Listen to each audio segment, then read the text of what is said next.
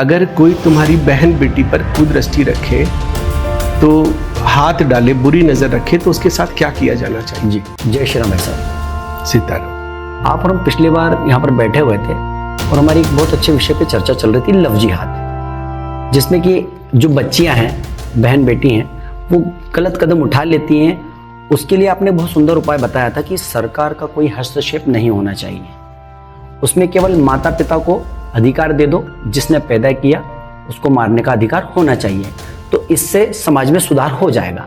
लेकिन एक बहुत अच्छी बात मुझे यहाँ पे याद आ रही है, कई बार क्या होता है, कुछ बहरूपी होते हैं जो तिलक लगाकर, कलावा बांधकर हमारी बहन बेटियों को उकसाते हैं, भ्रम पैदा करते हैं। उनके लिए हमारे शास्त्र क्या आज्ञा करते हैं, या मानस में कहीं कुछ लिखा हो तो आप बताइए। देखिए महाराज, पहले जो बात करी थी हमने कि जो लड़कियां पिता की पगड़ी को लात मार देती हैं, है ना, तो जिसकी इज्जत गई उसे तय करने दो कैसे ठीक किया जाएगा। बिल्कुल, है ना। पहले क्या होता था कि किसी को ऐसा कुछ होता था तो वो ऑनर किलिंग जो शब्द है ना, तो उसमें वो क्या करता था कि वापस से उस चीज का मामले को खुद ही निपट के, चाहे बच्ची को मारे या बेटे को मारे, और समाज में चलने लायक तो रहता था जी।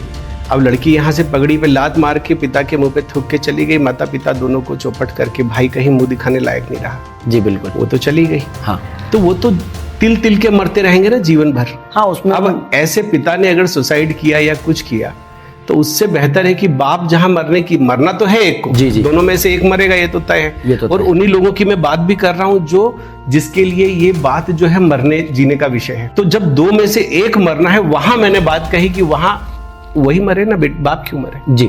तो ये तो हो गई उसकी बात। अब आप पूछ रहे हैं कि जो भरमा के चला गया, भाई दूसरा पक्ष वो लड़का जो कलेवा और वो हिंदू बन के आया और लड़की को भ्रमित करा और फंसा के उसका जीवन खराब किया, उसके बारे में शास्त्र क्या कहते हैं कि अगर कोई तुम्हारी बहन बेटी पर कुदृष्टि रखे तो हाथ डाले, बुरी नजर रखे तो उसके साथ क्या किया जाना चाहिए जी। अब देखिए, इसमें अगर शास्त्रों के हिसाब से चले तो बहुत भयानक दंड है। अगर जैसे मैं आपसे पूछूं कि अगर हमारी कोई बहन बेटी को अभी कोई परेशान करे, कोई छेड़ भर दे जी, ज्यादा कोई आगे मत जाओ, छेड़ भर दे, तो आप क्या करेंगे, हम क्या करेंगे? अधिकतर लोग जो है 100 में से 99% लोग पुलिस के पास जाएंगे। बिल्कुल, ताकत होगी तो 2-4 चाटे मार देंगे, हाँ, है ना, यही सब करेंगे। इससे जी, हमारे दिमाग में यही बिठा रखा है कि ये बहुत है, क्योंकि हमारी नजर में, हमारी दृष्टि में स्त्री की इज्जत का कोई मोल नहीं है। अगर त्रेता और द्वापर की बात करें तो स्त्री के कारण करोड़ों लोग मरे, त्रेता में भी सीता जी की इज्जत करोड़ों लोग मरे। हाँ, अगर आप किसी को पिता भाई की गाली दे दो तो इतना फर्क पड़ता नहीं है। आज भी अगर किसी को माँ बहन की गाली दो तो ही बुरा लगता है। तो स्त्री की इज्जत ये मायने रखती है, अभी भी हमारी रगों में उतना तो चला आ रहा है। अब इसमें एक प्रसंग बताता हूं मैं, कम शब्दों में कहते हैं, ये बात बहुत गहरी बात है और सब कुछ भगवान ने कर दिया है, राम जी ने कर दिया जी। जयंत प्रसंग जो है, इंद्र का लड़का जयंत, एक सबसे शक्तिशाली सम्राट का बेटा, है ना। उसने, भगवान जब श्रृंगार कर रहे थे सीता जी को, फूलों से सजा रहे थे, उस समय उनने कहा कि ये कैसे भगवान है, और भगवान का बल देखने के लिए, बल की थाह पाने के लिए वो कौवे का वेश धर के आया और पैर में चोंच मारी, खून बह निकला जी। अगर वाल्मीकि रामायण में समझे तो अलग ही स्पष्ट नजर आता है कि भाई कुल मिला के हमारे शब्दों में कहें तो छेड़ा गया। हाँ, छेड़ा गया मतलब परेशान किया गया एक स्त्री को।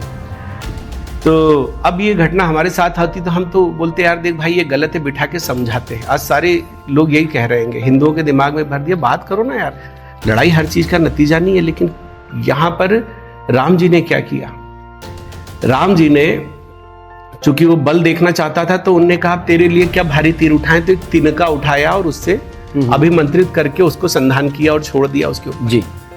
वो कहीं नहीं, उसको ठौर नहीं मिली। ब्रह्मा विष्णु महेश छोड़िए, उसके पिता ने भी मना कर दिया कि रामद्रोही नहीं रखूंगा, तीर पीछे पीछे घूम रहा है। फिर नारद जी को दया लगी, उन्होंने कहा कि भाई तुम जाओ, उन्हीं के शरणागत हो जाओ। अब यहाँ सोचने वाली बात यह है महाराज जी कि आप अपने से या मैं अपने से इस थोड़ी सी घटना को, इस छोटी सा है जिसे समझना है कि एक व्यक्ति आया है जिसने हमारी माता बहन पर गलत दृष्टि डाली, उन्हें छेड़ा, परेशान किया। अब वो आया है और वो हमारे पैर पकड़ के रो रहा है, गिड़गिड़ा रहा है जी। आंसू बहा रहा, और सिर पटक रहा, ऐसे करके सिर रगड़े जा रहा है पैरों में, गलती हो गई, क्षमा कर दीजिए। अब उसके बाद भगवान कहते हैं कि तूने ये कृत्य जो है मोहवश किया है, मोह के वश, खिलवाड़ में, मतलब अनजाने में नहीं किया है, तूने जानबूझ के खिलवाड़ में किया है, इसीलिए इसकी सजा तो मृत्यु दंड होती है। लेकिन तू रो रहा है, गिड़गिड़ा रहा है, मेरे शरणागत है, तो इसीलिए मैं तेरी एक आंख निकालूंगा। अब भगवान ने क्या मंत्र से कोई आंख निकाली होगी क्या? नहीं। तीर लिया होगा, उसको बिठाया होगा, उसका सिर पकड़ा होगा और एक आंख बड़ी सफाई से निकाल के और रख दी होगी और कहा भाग जा। क्या बात है। तो मृत्यु दंड था, लेकिन गिड़गिड़ाने के बाद भी उसकी आंख निकाली गई।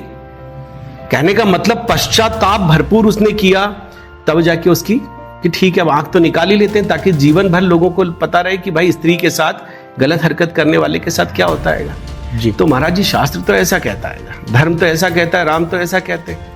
अच्छा, मन में मेरे एक सवाल आ रहा है, जो आपने अभी बातें बताई मुझे कि राम जी ने इस तरह से उसकी आंख निकाल ली, उसने जो कृत्य किया था, तो आप जो मुझे बता रहे हैं और सभी को पता चल रहा है इस वीडियो के अनुसार, तो इसका क्या प्रभाव पड़ेगा सनातन धर्म के सभी भाई बहनों पर? महाराज जी, जैसे ना एक छोटी सी एक कथा बताता हूँ जी, कि हिंदू जो है, जो हमारा जो सनातन धर्म में जो लोग रहते हैं, कि हमारे जो लोग जो हैं, हमारे जो योद्धा हैं, वो ऐसी कथाएं सुन के बड़े हुए थे। पहले होते थे कि सिर कटने के बाद लड़ने वाले योद्धा, है ना, ऐसी ऐसी कहानियां उनको बताई जाती थी, क्योंकि बाकी लोगों को तो हंसी आएगी, लेकिन ऐसी कहानियां सुन के उनके रोंगटे खड़े होते थे, उनको जोश आता था। बिल्कुल। ये जो हम कहानियां और ये कथाएं शास्त्रों से बता रहे हैं, क्योंकि उन्हें ये बताया गया है कि शास्त्र जो है, उनको ये बताया गया कि भाई भगवान केवल बांसुरी बजाते थे। हाँ। राम जी का बिल्कुल स्त्रीण चरित्र, दुबले पतले हाथ, ये कौन बताएगा? आजानुबाहु भुजशर चाप धर संग्राम उदित खरदूषण जी। हाथी की सूंड के समान भुजाएं जिनकी थी, आजान घुटने से लंबी जिनकी भुजाएं थी, ऐसा रूप उनका कौन बताएगा? हाँ, अधिकतर जैसे पोस्टर में भी देखा गया है, राम जी को इस तरह से बताते हैं, जैसे कहना नहीं चाहिए लेकिन कहने में आता है नाजुक से, एक स्त्री की तरह व्यवहार, लेकिन दरअसल वो एक योद्धा थे। योद्धा का जो कर्तव्य होता है वो उन्होंने करके बताया। हाँ, जैसे पिछली बारी हमने बात करी थी महाराज जी कि युद्ध भूमि में भगवान खड़े हुए हैं और धनुष पे हाथ फेर रहे हैं और खून के छींटे पूरे शरीर पे हैं और धनुष की तरफ देख रहे हैं, मुस्कुराते हुए देख रहे हैं, जैसे उसे धन्यवाद दे रहे हैं। तो ये कथाएं जो हमारे सुनाने का मतलब ये रहता है महाराज जी कि एक व्यक्ति ने कहीं से जंगल से शेर का बच्चा ले आया। शेर का बच्चा जब ले आया, उसको दूध रोटी खिलाई, बड़ा किया। वो जब बड़ा हो गया तो एक दिन वो शेर का बच्चा बैठा था, बड़ा हो गया था, शेर का बच्चा बड़ा हो गया था, तो बड़ा बैठा था और मालिक जो था उसके पैर में से कहीं खून निकल रहा था। तो उसने आदत के हिसाब से, कुत्ता स्वभाव से जैसे हिंदू तो अभी ऐसे ही ना, शेर कुत्ते ही तो बने हुए हैं, तो वो कुत्ते स्वभाव से उसने जीभ मार दी धीरे से। अब जैसे ही खून जीभ पे लगा, बस उसको याद आ गया वो कौन है। तो ये खून चखाने की एक प्रक्रिया है जिसको हम पूरा कर रहे हैं, ताकि ये टेस्ट करते से शायद किसी को याद आ जाए कि वो कौन है। हाँ, वो जो अपने आप को कुछ मान बैठे हैं और शोर करके बड़ा गर्व कर रहे हैं कि भाई हम तो सुअर हैं, हम तो सुअर हैं, तो हम उनको याद दिला रहे हैं कि हम सुअर नहीं है, हम शेर हैं। तो उसकी एक प्रक्रिया है, बस यही। बहुत बढ़िया, बहुत सुंदर। सीताराम महाराज। जय श्री राम।